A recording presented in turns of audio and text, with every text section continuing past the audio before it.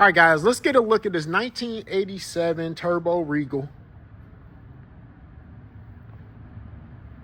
We'll take the quick walk around. If you guys are familiar with these cars, you know they came in a few designations. WE2s, which are Grand Nationals, WE4s, which was a little lighter vehicle, so it was actually faster than the Grand National, but it was a Turbo Regal. And then W05, which is the normal Turbo Regal designation. This car, from what I was told, is one of those few cars that was offered in black before GM made the black a Grand National only option. It is W05 in the trunk. I don't see any signs of this car ever being any other color but black.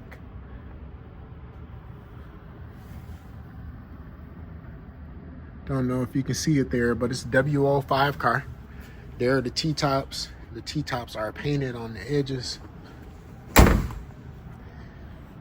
Let's talk about the paint on this car. This car has been repainted. The paint is nice and shiny. It is very deep. But the problem with this paint was the prep work. It's the first time I've seen in my life where someone did not mask off the trim for the windows. Doesn't look like they masked off the locks. This is probably the one thing I can point out right here in the corner of that bumper. Other than that, they didn't even mask off the headlight bezels. We were able to get those off in order to change out the dead headlight.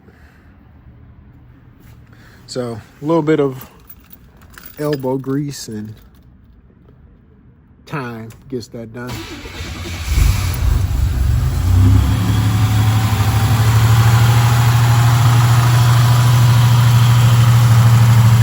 A lot of money spent in this motor.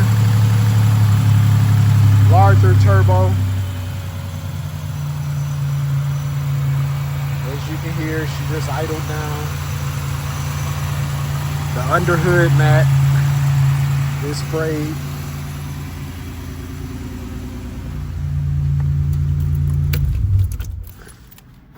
We'll take a look at the interior. The interior on this car is nice. What I liked about these cars is this was a nicer interior to me than what came in the Grand National. It's nice to see these things with some color to it. It is missing a headliner. This headliner will be replaced before this car leaves. So no worries there. If you don't know, we are going through some record cold and snow over here in Georgia. So my headliner guy just hasn't been able to get out. But before this car goes, it will have a new headliner in it. So no need to worry. In between the doors has been painted. Down there, right there where the T-tops drip out, you can see that little spot there. Door panels are really, really nice. Bottoms of the doors. Cab corners. We'll check out the other side and we'll get out of here on this 87 Turbo Regal.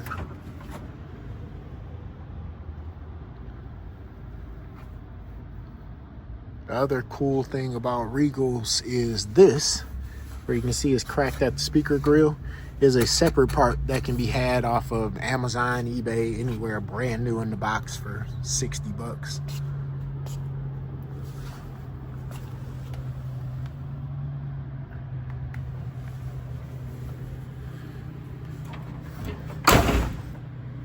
There we go.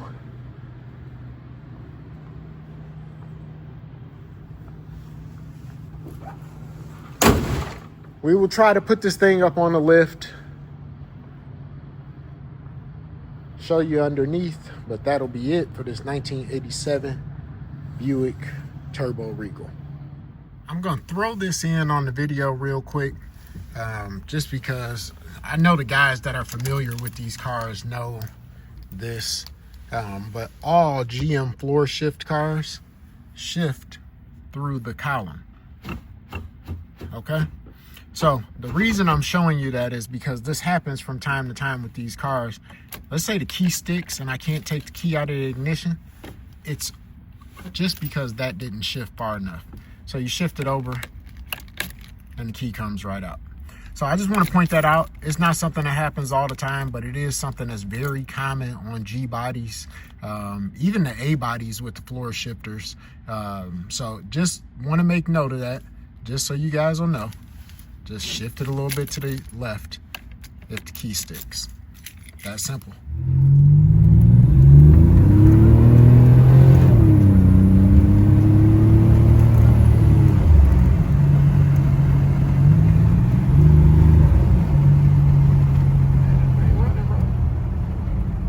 All right, guys, my lifts are tied up at the moment.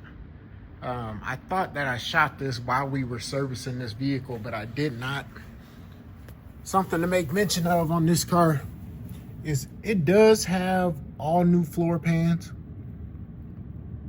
They were dropped in from the top. I know I've got pictures somewhere on my phone, so I'll put those on the website. But if you can see right there, you can see where they cut out the bad and set new floor pans in. It's a full pan, so it's that way on both sides. So it's nice and rock solid. Not how I would have done mine, but they work. A lot of people do them that way. But you got nice rock solid floor pans all the way around, but they are dropped in from the top. So we'll see if we can see it on this side as well.